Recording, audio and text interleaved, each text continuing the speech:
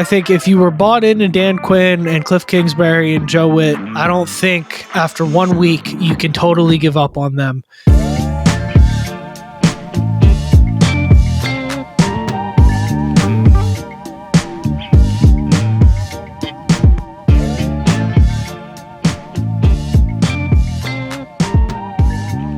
Pop, what's going on, man? Son, how you doing? Doing good. Ready to talk some New York Giants. We are on to Cincinnati. Guys, welcome to our Giants pregame podcast, week 2. You already know what to do if you're here. If you're here every week, hit that like, comment, subscribe button. If you're new, stay tuned, and I bet you will like, comment, and subscribe before this thing's over. You're in for a good time. Pop, let's get right to it, man. You want to hit the vibe check? Let's do it. Let's get into the vibe check. Yep. So, Jaden Daniels and the team. Where are we at? Obviously, things last week did not quite go the way we planned on it. But a lot of things didn't go the way they planned on it. You saw Rodgers struggle last night. You saw Cousins struggle over the weekend. You saw the Bengals lose to the Patriots. A lot of wacky stuff around the NFL week 1. A lot of talk around the whole, the preseason is kind of done now. So maybe they're treating the first couple weeks as the preseason now that we have that extra 17th game. Where are you at on all that? Yeah, not to mention the rookie QBs, right? I mean, Kevin Williams struggled, Bo Nix struggled. You'd say that Jaden, although it wasn't necessarily perfect, and maybe he could have, passed the ball a couple of times instead of scrambled. But, it was for first game as a rookie, the way he competed, the way he moved the team, I thought it was a really good performance, and it's a great opportunity to get better, right? To learn from and get better. And as we said, he was the least of the problems on that field for that team. He was our MVP. I think he was clearly the best player the Commanders had that day. So that's pretty encouraging. If you're going to draw a silver lining and be encouraged by anything, it's that. Dan Quinn definitely said in his presser he wants him to be a pass-first quarterback and maybe not rely on the run as much as he did. But, I don't know. I look back at a lot of those plays, and he didn't have a whole lot of time to work with. Yeah. So, Yeah, I mean, I think Daniels, I talked a little bit about it. I talked a lot about it on Twitter. I've just been, guys, at DC Sports Plus. If you want to know what I'm thinking throughout the NFL season, it's on there. I'm firing off at the hips. I'm attacking Twitter. I'm attacking success on that Twitter bird right now this time of year. I'm on there all day. So I said a few things about it on Twitter, but you were not in a place to succeed last week with the way the defense performed, and all things considered, you wanted to see it be better. I am looking ahead for this week, and I think I'm going to address mostly what I want to see based off of last week. I want to kind of frame that more in how we're looking in this week lens. So we'll talk about that maybe when we get into the keys. But Daniels, for me, what I really want to see this week, exclusive of our 3 keys, just something separate. I do want to see him deliver the ball downfield with his arm a little bit more. I know this is a 4-year developmental process. The legs were great. He did have the least amount of time to throw out of any quarterback in the NFL last week, which is obviously a huge concern. Is that an actual statistic? Yeah, that's an actual statistic. So, I mean, when you factor in the fact that he did that and he had 178 yards through the air, he was top 10. I mean, 178 sounds like a bad number, but offensive production around the NFL last week was down unless you're the Miami Dolphins or the San Francisco 49ers. He was top 10. He had 270 total yards, I think, 2 touchdowns, protected the ball pretty well. He did have that 1 sack fumble, but I'm going to put that on Andrew Wiley more than I'm going to put that on Jaden Daniels. I mean, the kid just got wrecked. He had no opportunity. If you watch the play, Wiley got beat inside. You can't do that. Lucas got beat on the outside. You saw him go to step up, and then he had to step back. Anyways, only can do so much with what's in front of him, but I'm excited for what's going on. But Pop's got a quick take for us before we move on here. Breaking news, we have a problem at right tackle. Yeah. Ben Coleman showed some great athleticism. It was pretty encouraging. Did you see that one player where he's running down the field and almost keeping up with Jaden Daniels? So hopefully, I didn't see Ben Coleman. I did see Brandon Coleman keeping up with Jaden Daniels. Here I go again. We've only been talking about this guy Ben every Coleman, week. I think he was a Terp way back in the day. Anyway, now I'm throwing up, but Wiley's a problem. It's jailbreak city way too often. But no, my take on the team is this. Really, if you look at the NFL last week, there were a lot of disappointing performances, right? Jets didn't look good. Vikings didn't look good. There were teams that, look at what happened to Cincinnati. There were teams that you expected to be able to perform. Vikings looked okay. I'm sorry, I was thinking of Atlanta. I was thinking of Kirk Cousins. Yeah. You got me rattled. Vikings look good. Yeah, Vikings look good. My bad. I was thinking of Kirk. But, I think it was, you saw a lot of teams that underperformed what they expected to do. The Bills almost dropped one. The Cardinals had them on the ropes. I mean, I picked out, there are only 8 teams that I would pick out from last week that I thought you would say performed really well and looked like really strong teams. The Chiefs, the Ravens, Cowboys, the Eagles, the Bucks, the 49ers, Texans, and Lions. Everybody else looked like the rest. Now, I know teams like the Dolphins and the Bills and maybe the Bengals and the Rams are supposed to be up there, but they didn't look like it last week necessarily. And so I'm just saying it's week the Rams one. look good, but Rams look good. Rams were competitive, but Rams aren't necessarily a team you'd put up there right now, even though I like them a lot. Maybe in a month, but not now. And again, that's not really the point. Maybe I left a team out here or there. We can nitpick that, but my point is there was a lot of underperformance last week. It's week one. There's a ton of roster turnover. I guess my main point is I don't think this is necessarily representative of what this team is going to be this year. I think it's way too early to panic and say that. It might be, one of those seasons where we go 2-6 or 3-5, and then we finish strong at the end, 5-4, 6-3 kind of thing. And it's still around that 7-8 win mark. We don't know. But we're on to the Giants, and I think this is going to be a pretty big tell. And we need to try to get this win this week for sure. So this is the classic thing that we've been doing in Washington for the last, I don't know how long, where we look at a team and we go, all right, we got to beat these guys. We can beat these guys. And in reality, what's happening in New York's locker room right now is they're going, did you see the Commanders just got their asses kicked last week? Lose and them. We knock the Commanders out every year. They've got a rookie quarterback. They've got this Dan Quinn guy. We gotta give it to him, Brian Daboll playing for his life out there in New York. Real quick, I guess, before we get into all the Giants stuff, new week, new kicker. We're on our 5th kicker of the year. Cade York is out. How's your leg? How's your leg doing? Getting loose. I'm getting loose. It's getting to the point. It's getting to that point, man. I mean, at a certain point, you want to just hold an open tryout? Possibly. Really, is there not somebody in the UFL or somebody like a rugby player or something? There's got to be somebody. What's Pulisic doing? Does Pulisic need a side gig? There's got to be somebody. Right. Yeah, I don't think he needs a side gig. There's got to be somebody, man. Who knows? Who cares? I hope. I'm not going to get into Austin Siebert's resume or stats, but it's not overwhelming. I just kind of feel like with kicker, at some point we're going to have to stick with one of these guys. I know that Dan Quinn says we're attacking it and we're going to keep attacking it. But kickers miss kicks. I know it's unfortunate that when they miss the first couple of kicks, but at some point, you can't keep changing kickers every week. Well, go for it on 4th down. You missed the 47-yarder, which they should have gone for it. You missed the 56. You can't kill them for that. And then you kick it out of bounds. That's a big part of it. The kick out of bounds, you just can't have. I think the draft pick was very, very much an issue here. They didn't, which I understand. They didn't want to keep him on the roster for that. I guess they could always bring him back or always bring one of the other guys back that they cut. Maybe they should stash one of these guys on the practice squad just to kind of have a backup plan. I don't know. But it's a mess. Very, it's a mess. Yeah, it's it F's you up on Sunday and you hate to see it, but I can't sit here and talk about who the 35th best kicker in the NFL is that's going to come kick for us.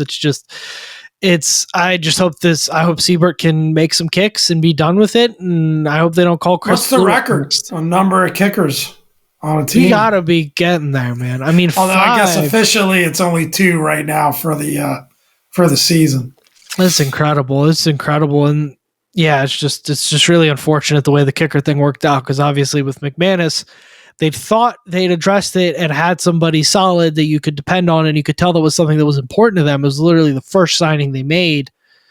Of course, when you get into the kind of stuff that guy was getting into, you can't keep moving forward. But anyways. Trustway is probably the hardest working man in Commander's Park. Yeah. Yeah. Figuring out he's got to break in new kickers every other week. Yeah, I think it makes up for the fact that he's a punter.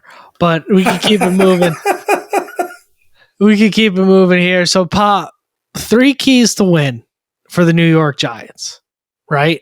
I think these are pretty simple. I think I'm going to read them off all at once, and then we can kind of talk and, break down what we think needs to be broken down. Number 1 is very simple. I don't think we need to break this one down a ton. We got to make Daniel Jones look like Daniel Jones. Can't let Daniel Jones get comfortable. Can't let Daniel Jones do what he usually does against us. MVP career against us, or a Hall of Fame career. Yeah, just fundamentals, guys. Keep contains, don't blow coverages. Simple stuff. Don't give him anything easy. If you don't give him anything easy, he's going to be bad. Number 2, got to get the ball downfield more on offense. That kind of stems off of what I was talking earlier. We've got to be throwing past the line of scrimmage. We've got to be getting these deeper concepts going. We've got to get Jaden pushing the ball vertically down the field, attacking the sideline, attacking the seams. And that comes on number 3, big plays. We need offensive and defensive momentum to use the home field advantage, get the crowd into it. We are clamoring for something. Tampa Bay whooped us last week. The fan base wants to get back into this. Let's whoop up on the Giants. Let's do what we're supposed to do. And big plays should be, pretty suspect secondary, really bad offensive line. This should be an opportunity for us to eat and get some big plays both on the offensive and defensive side of the ball. Yeah, we need something to build some momentum, right, and get that crowd into it. That's why I connected all of these, big plays, build momentum. It could be a pick 6. It could be a sack fumble. It could be a deep ball downfield, which I think they definitely should try to connect on a couple more of those. And they attempted. Sure. They had the 1 to Terry, but I'd like to see more attempts to getting the ball downfield. You called that early. I think that's going to be key. And I think hopefully we can. It'll be great to kind of bounce back and get that win. I know it's not a great Giants team, but it's we'll get into it. But it's a 1.5 point spread at home, so Vegas doesn't have us as a real big favorite in this one. Did it move to 1.5? 1.5. Oh my God! I thought it was a 3-point favorite. It opened as a 3-point favorite. It must have moved. That is wow. I'll check. I'll double check. That's tough. Yeah. Jeez. That took the air out of my sales, Pop. I got to be honest with you, man. That hurts. You got to be 6, 7, 8 point favorites against the Giants typically. But just a real slide there. Unfortunately, you hate to see that, but let's prove them wrong. I said, I think, we had a certain feeling in the preseason about the roster upgrades and the talent on this team. And yeah, we were concerned about secondary and we were concerned about offensive line. Some of those things have come true, but also in a way, those first 2-3 weeks of the season almost are like your preseason, and you're able to see what you guys can do and make the appropriate adjustments that you need to make. So let's see, let's give this a little bit of time. You just hope for the most part, I think what we were hoping for, that this team would be competitive this year. And it wasn't a very competitive result in week 1. And that's the thing. But hopefully, I don't know what to expect. We're going to get, I want to hear your scouting report on the Giants. We'll get into some predictions, but, we'll see. Yeah, the Giants scouting report is pretty simple, man. This is a pretty stinky team. Not very good. Not a lot to break down in terms of like talent. You really got to be worried about. I mean, good defensive line. They're solid on the defensive line, both in the interior, and they added what's his name? They added Brian Burns in the exterior. Offensively, however, I mean, not much in terms of receiver talent. Darren Waller was supposed to be the big catch there. Obviously, that didn't work out. He retired. Saquon Barkley, is obviously super washed, and they got rid of him, and now he's just doing terribly in Philadelphia. So that was a really smart decision by the New York Giants front office. I don't know what they were thinking. So Daniel Jones without Saquon Barkley, you got to beat this team, and you got to beat them bad. That's where I'm at. That's my scouting report. That they are terrible on the offensive line. They've got a good D-line, which could create some problems for us. But that's the only thing you have to worry about with them. Secondary is not all that great. Offensive line is terrible. You know how you neutralize the defensive line? You run the damn football, which is something we didn't do much of last week. Found some success on later on in the second half. All this like creative Cliff Kingsbury juice. Let's get some creative runs going with our running backs, not just with Jaden Daniels 16. Yeah, you got to avoid falling behind 10 points, two plus scores. That's what happens. I mean, you start to want to get those points back, want to get that lead back. I think playing from the front would be, or at least having it be a back and forth contest, where we don't feel like we have to abandon our game plan.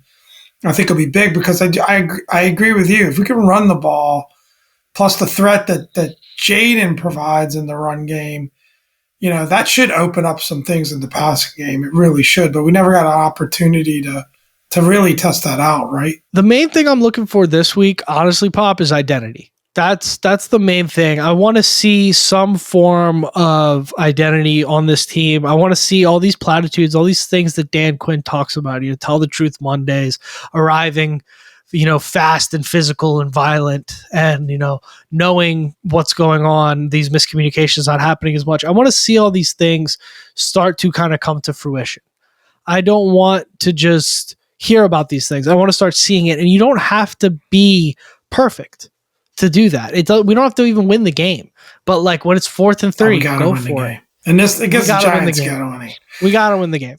But when it's 4th and 3, go for it. When it's the situation that they got to get down the field, send a house blitz. Like there are things that you can do to kind of assert yourself. And even when some of these teams like Detroit and Arizona weren't necessarily great when these new coaches took over, they injected that identity into these teams. Like Detroit, you knew Dan Campbell from day one.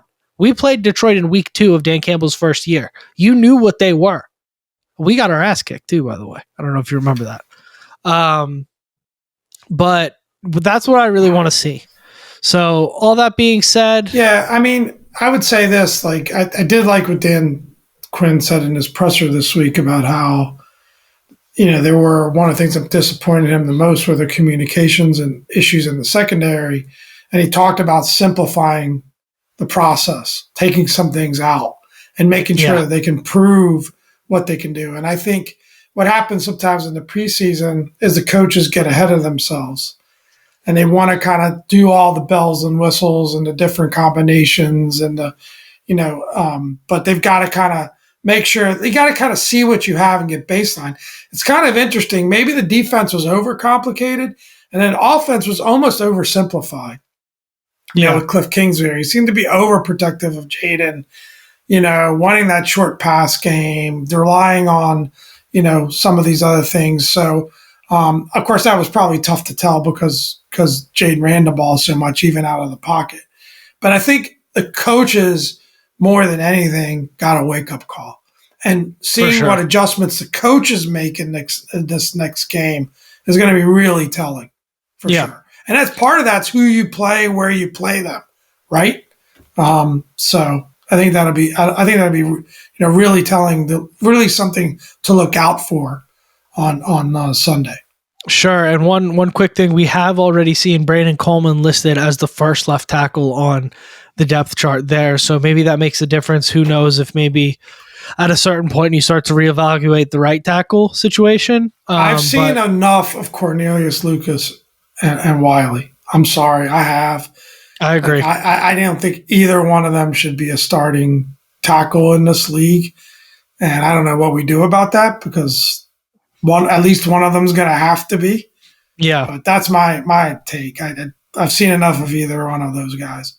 They're just not. They're not, mobile enough. Neither one of them is mobile enough. Lucas is like limited, but he plays within himself. Wiley is just like he's decent sometimes, but when Wiley first step. When Wiley blows it, he blows it. You cannot get beat inside as a right tackle. You can't, because then the quarterback can't. If you get beat inside, the quarterback can't step up, and the whole way the quarterback evades the rush is to step up. That's how he doesn't get killed. That's how your quarterback gets killed, when you get beat inside. You cannot. So I don't know if it's Trent Scott. I don't know what. I mean, at some point, any of these guys got to be better. Can't be worse. Do you kick Cosby back out to right tackle and move Wiley inside to guard? Like, can you do anything? Like, and just tell, hey, Cosby, we know you're better as a guard, but we need help. Yeah. 8 games. It's not a bad thought. I don't know. I thought you were crazy at first, and then I started thinking about it. And he can't be worse than Wiley, right? Yeah. You'd rather have the deficiency at guard, but anyways, let's keep moving. That's the offensive line breakdown going into the Giants game here. So, Pop, we are predicted to be favored by 1.5 points. I'm going to say we win this one. I think I'm not ready to, blow the whole thing up after week 1. As much as we all have got those intrusive thoughts, right? We're all a little bit scared. We're all but as much as I don't want to believe that, I think you got to get one here. This has to be a win, right? So I'm the old head in this equation, right? I know I don't look it, but in most equations, I'm the old head in this equation. Slow your roll there a little bit. And I would just say, look, we're way too, having lived through before the internet, when you had to go to the Washington Post to read your article about the game. You couldn't just go online. Okay.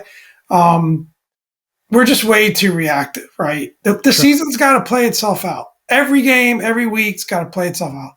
0-2, if it's 0-2, it'll feel like an absolute disaster, but it won't be. We've got 15 more games to play into that, so I don't think we'll be 0-2. My gut last week, I wasn't very confident. I picked the Bucs. I'm not saying I'm overly confident this week, but my gut tells me we're going to bounce back. It's a home game. I think that's going to mean something to these players, going to mean something to these coaches. The Giants aren't very good, and I think this would have been a humbling experience in week 1, and we're going to see a better performance in week 2 out of these guys, and I do think we'll get this victory. But, we just want to rush to conclusions about Jaden Daniels and about this team and about the roster. Slow your roll. Let's play these games. Let's let the record play it out. That's the great thing about sports. It's all about the scoreboard. Nothing we say right now means anything related to what's going to happen this season. What happens on the scoreboard, I know that isn't very prophetic as a statement, but it's the truth, right? So we don't know what's going to happen week to week, season to season. I still believe that this is a much improved team over last year's team, and I think we'll see that, but they need to come together, and the coaches need to coach them up, and I think that'll happen.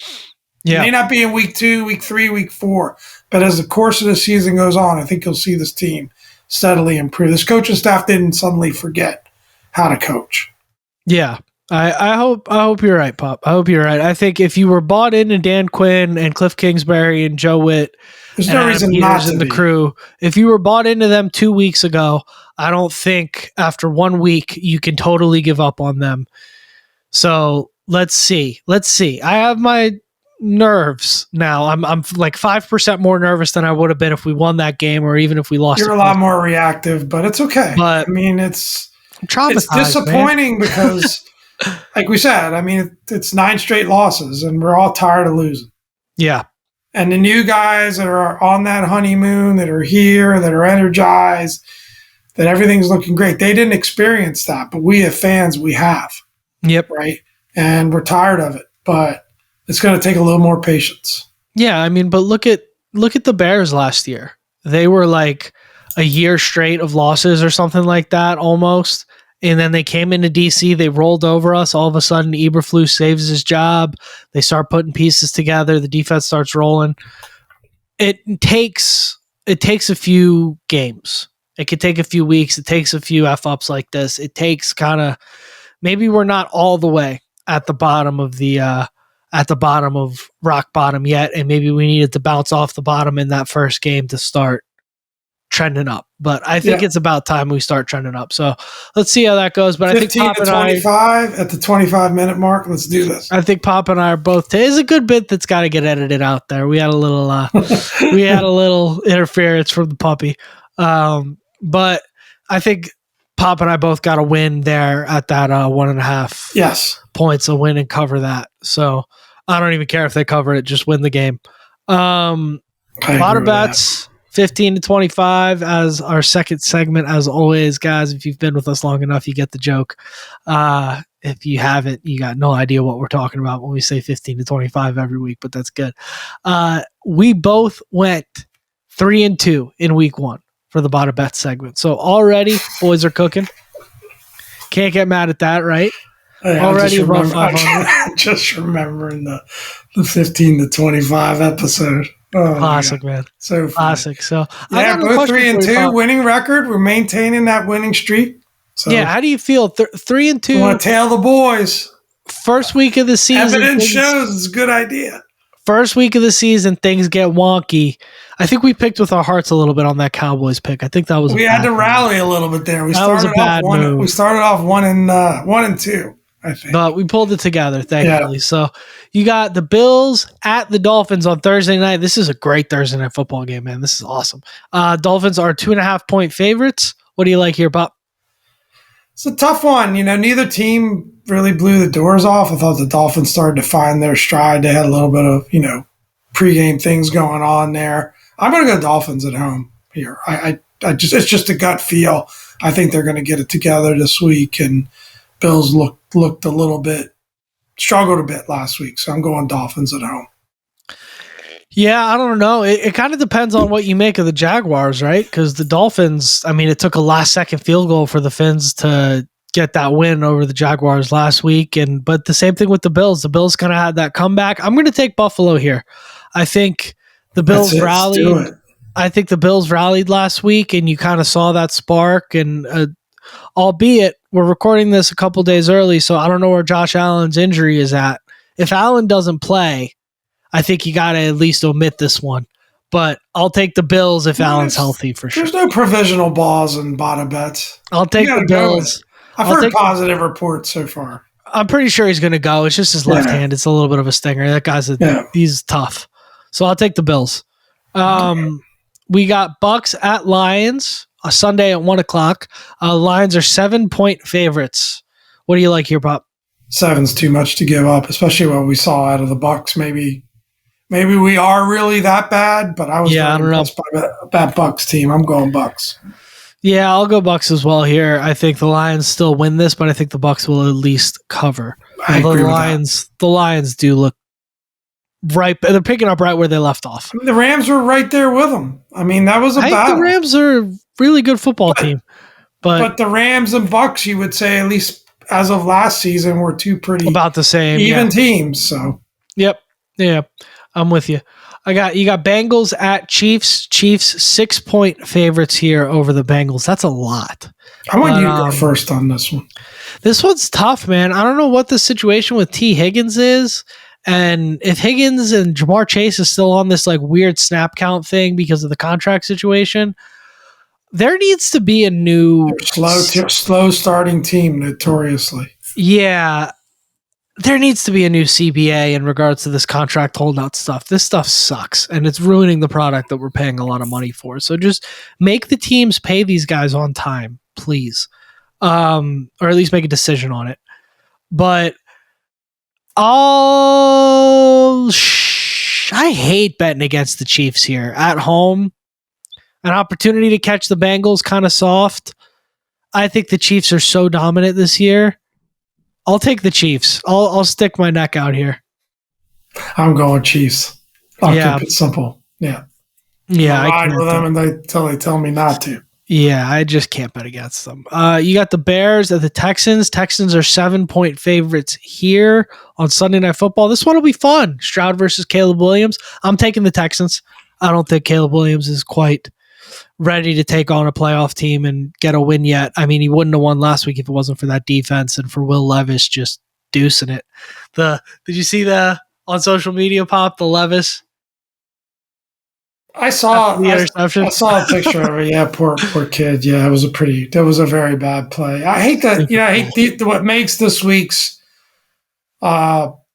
games interesting are those spreads, right? Those 6-point spreads are tough, but I just feel like the Texans are the better team. They're at home, national television. I think they're going to want to just demonstrate that. I think Stroud's going to want to show who the best young quarterback in the league is.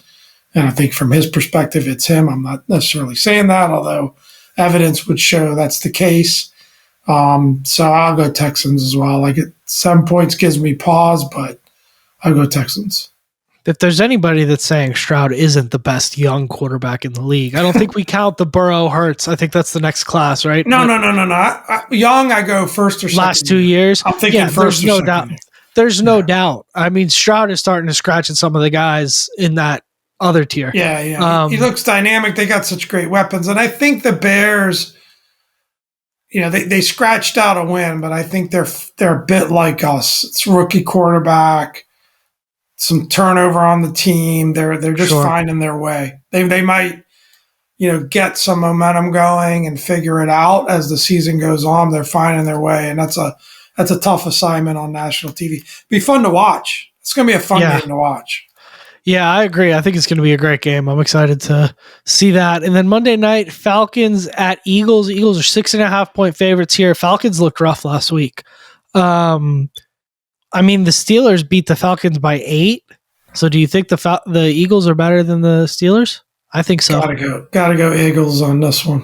Yeah, I'm taking the Eagles as well here. I think it's I'm mispronouncing that on purpose. Philly fan. The Eagles are like the Cowboys. This is their time to really scare you. And then by November, December, they'll fall apart. But for right now, I'm definitely going Eagles. And don't come at me too hard. Big Dom is a friend of mine, so don't, My guy, Big Dom DeStefano. I wish, yeah. But the Eagles, I think, they got a doggone good team. They got through that first game, at the end very, very well. That was a tough assignment going down to Brazil. Yeah. Playing on that field, all of that. They got to play on Friday night, so hopefully not. But that's a long stretch between Friday night and Monday night, so they should be recovered and rested up. And Falcons look rough. Kirk looked rough, right? You look at Kirk and you look at Rodgers, you could definitely tell that they're coming back off those injuries. They weren't 100% themselves. And also, you think about it, right? I mean, Kirk, new team, new offense, no matter how much of a veteran you are, there's that learning curve. And even though Rodgers has been practicing a lot with the Jets over the last couple of years, he hasn't really gotten to play with those guys. So I think you're seeing, you can kill a Jaden Daniels if you want for what he didn't do right in that first game. Look at these vets, right, that are playing on a new situation, new environment. Granted, they got the injury situation as well, but it's not necessarily easy to do in this league. And I think Eagles all the way on that one, although I hope I'm wrong. I'll sacrifice the Bada win for an Eagles loss. I'm with you there, Pop. All right. Well, I think that's about it, man. I say we wrap this thing up. It's a pretty tight pod. I'm proud of you, son. Pretty good. Yeah, not bad. I didn't ramble as much as I can do sometimes, too. Not bad. Yeah, we had to do some reviewing of the tape after last week's podcast. No, we were having fun. Everybody it was week one for all of us. Yeah, exactly. We're getting, if Aaron Rodgers can't be a little rusty, why can't we be rusty, huh? I'm not Aaron Rodgers. Anyways, let's wrap this thing up. Without further ado, I've been Dom. This is Pop. Thanks for another great week, everybody.